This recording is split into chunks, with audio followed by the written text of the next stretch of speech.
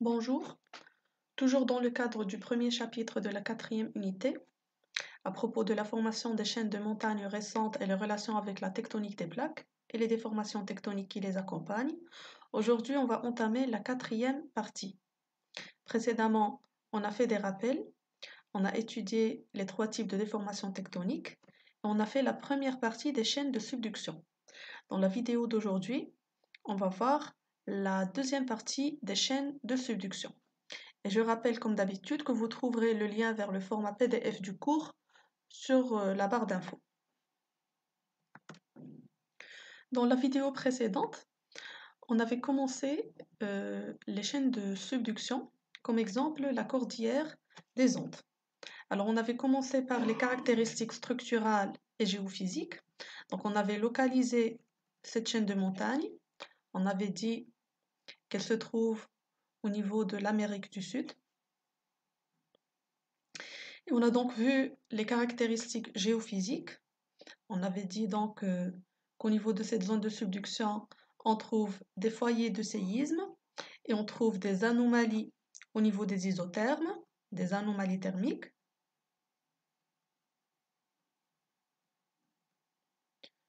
Et dans la vidéo d'aujourd'hui, donc on va entamer la deuxième partie. Et on va voir cette fois-ci les caractéristiques tectoniques et pétrographiques des chaînes de subduction. Les caractéristiques tectoniques, المميزات التكتونية et pétrographiques, le pétrographia, c'est-à-dire tout ce qui se rapporte aux roches qui caractérisent ces chaînes de montagnes. Tectoniques, bien sûr, les déformations tectoniques qu'on va trouver au niveau de ces chaînes. Alors, on va commencer par l'analyse de coupes géologiques, bien sûr, au niveau des chaînes de subduction. Comme vous voyez ici, on a deux coupes géologiques au niveau des Andes. On va commencer par la première coupe. Donc déjà, à chaque fois qu'on a une coupe au niveau de chaîne de montagne, elle est orientée. Là, on a ouest et est. Là, donc, on a la zone côtière, c'est-à-dire du côté de l'océan Pacifique. Là, on a la cordillère occidentale, c'est la Gharbia. La cordillère orientale, c'est la Sharqiya. Et l'altiplano, qui correspond à une plaine de haute altitude. Et bien sûr, là, les trois régions correspondent aux cordillères des Andes. Pour chaque coupe géologique, au niveau de chaîne de montagne, on va trouver en bas, bien sûr, le titre et une petite légende donc, qui va expliquer les différents constituants de la coupe.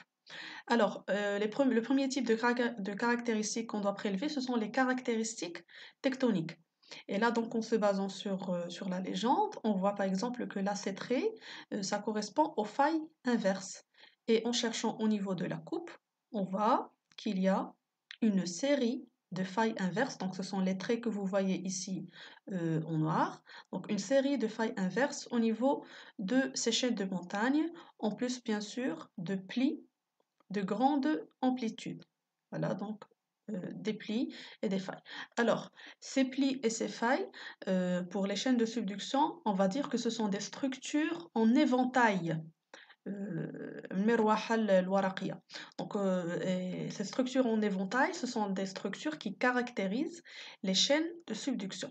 Et ce sont des déformations simples. Quand on parle de plis et de failles, ce sont des déformations qui sont simples parce qu'il n'y a pas de chevauchement, il n'y a pas de nappe de charriage. Donc voilà.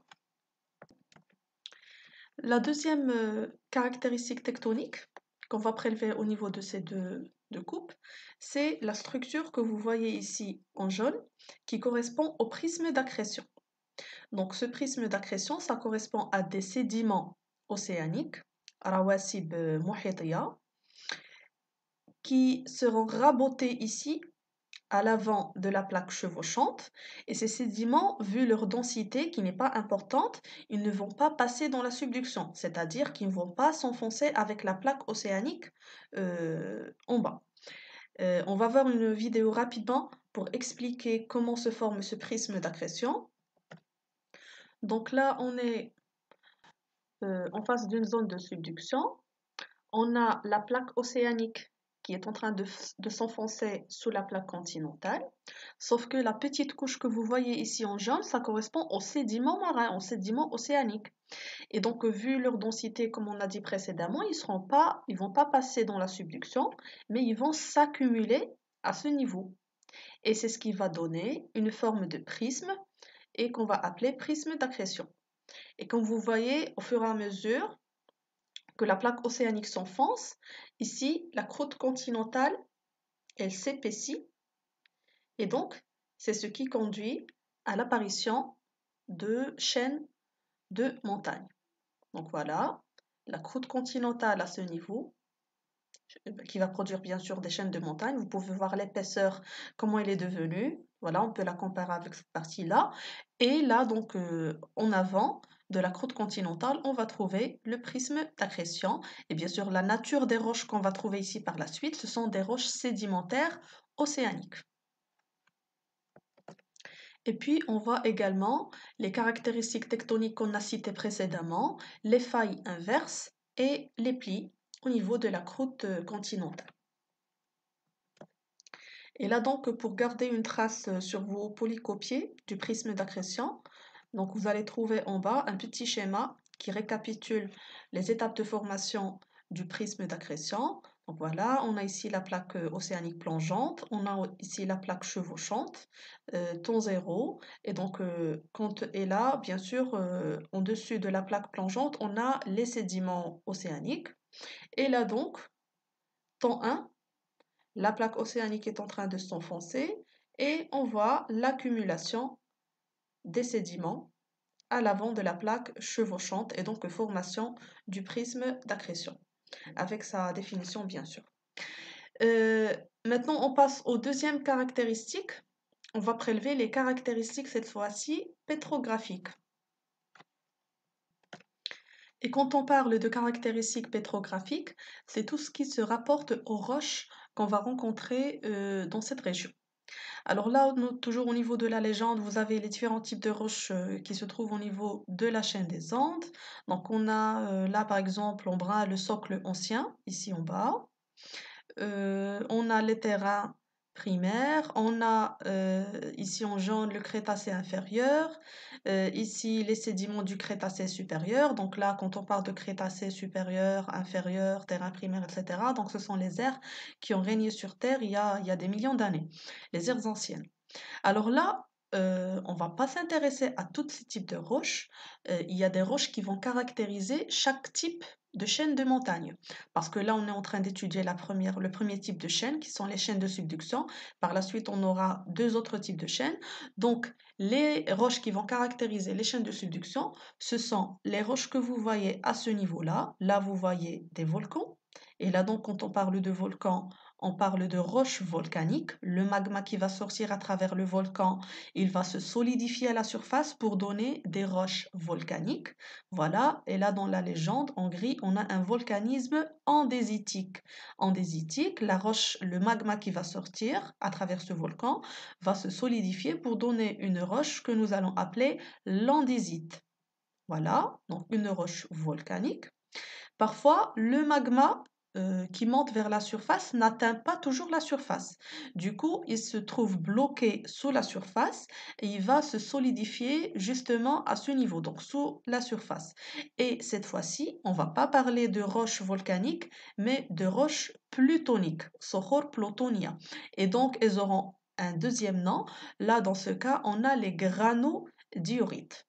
Voilà, donc les deux types de roches magmatiques, Soharia, Sokhor Soharia, qui vont caractériser les chaînes de subduction. C'est l'andésite au niveau des volcans et c'est les granodéorites diorites au niveau, donc ce sont des roches plutoniques. Et on va détailler ça dans la partie suivante. Alors là, je vous laisserai le soin de recopier les réponses aux questions auxquelles on vient de répondre. Et on va passer cette fois-ci aux caractéristiques pétrographiques des roches magmatiques associées aux chaînes de subduction. Et bien sûr, les deux roches magmatiques qu'on vient de citer, l'andésite et le granodéorite. Sur cette première figure, vous avez deux lames minces. La première, une lame mince au niveau du granodiorite et la deuxième au niveau d'andésite. Donc quand on parle de lame mince, ça fait hadaqiqa, c'est-à-dire qu'on a réalisé une coupe au niveau de la roche et qu'on a vu sous le microscope polarisant, donc pour voir et découvrir les constituants, les minéraux qui constituent la roche. Et les lettres que vous voyez ici, donc, les lettres que vous voyez ici, ben, ça correspond au nom des minéraux qui constituent la roche. Donc là, par exemple, BI, c'est pour biotite, Q, c'est pour quartz, AN pour amphibole, PL pour plagioclase et V pour verre et microlithe. Alors, pour la granodiorite, elle est formée de plagioclase, c'est-à-dire que tout ce minéral-là que vous voyez, c'est du plagioclase. Là, en noir, c'est l'amphibole. Là, ce petit bout, ça correspond au quartz. Et là, on a la biotite. Pour l'andésite, on a ici plagioclase, l'amphibole. Et bien sûr, ce que vous voyez ici au fond, en noir, c'est verre et microlithe. Alors, pour clarifier davantage la différence entre les deux roches magmatiques, l'andésite et la granodiorite, on a donc le tableau suivant. Alors, on va commencer par deux photos réelles des deux roches magmatiques. Là, il faut noter que là, on a l'andésite, c'est une roche volcanique, et là, granodiorite, qui est une roche plutonique. Il faut savoir que les deux roches proviennent du même magma. C'est le magma andésitique. Et pourquoi on a deux aspects différents, comme vous voyez ici, la couleur, etc. Eh bien, ça dépend du mode de refroidissement et de cristallisation de chaque roche. Alors, on va voir maintenant des lames minces des deux roches. Comme vous voyez, il y a une différence entre les deux. Donc, on va commencer par la lame mince de l'andésite. Donc là, grâce au microscope polarisant, les minéraux, les cristaux peuvent avoir une couleur qui n'est pas bien sûr leur couleur réelle, mais c'est juste pour que ça soit clair. Alors, donc pour l'andésite, on voit qu'il y a une grande différence de taille entre les cristaux de cette roche. Donc on trouve des cristaux qui sont de grande taille, des phénocristaux, voilà. On trouve aussi des cristaux de petite taille que vous voyez ici, que nous allons appeler des microlithes. Et là, au fond, en noir, ce que vous voyez en noir, c'est de la pâte vitreuse, ajina zujajia. Voilà, en noir. Les microlithes, ce sont les petits cristaux ici. Et là, donc, ce sont les phénocristaux, les grands cristaux que vous voyez là. Alors, pourquoi ces trois types de cristaux et de formation au niveau de cette roche? Eh bien, ça correspond aux étapes de refroidissement du magma. Quand on parle de l'andésite, c'est une roche volcaneuse, donc on va trouver au niveau du volcan. Et donc, cette roche volcanique, elle s'est formée sur trois étapes liées aux étapes de l'éruption volcanique. Donc, on peut dire que pour les phénocristaux, pour ces cristaux de grande taille, ils se sont formés au niveau de la chambre magmatique, en profondeur. Donc, les minéraux, ils ont eu le temps de se lier entre eux, et de former de grands cristaux. Sinon, pour les microlithes, les petits cristaux que vous voyez ici, on va dire qu'ils se sont formés de, au niveau de la cheminée du volcan. Donc, on est en train de s'approcher de la surface. Du coup, ils ne vont pas trouver assez de temps pour avoir une grande taille. Et donc, ils vont garder cette petite taille et ils sont appelés des microlithes. Et pour la pâte vitreuse, donc le reste du magma qui va atteindre la surface et qui va se déverser donc au niveau du volcan, n'aura pas assez de temps pour que les minéraux s'assemblent et forment des cristaux, et donc ça va se solidifier tel qu'il est, pour donner une pâte vitreuse, donc ajin zoujaji. Et voilà. Et donc là, si on compare euh, la lame mince de l'andésite avec la granodiorite, donc pour la granodiorite, on voit clairement là qu'il n'y a pas de pâte vitreuse et que les cristaux sont de grande taille, qu'on peut voir, comme on voit ici clairement, donc une grande taille.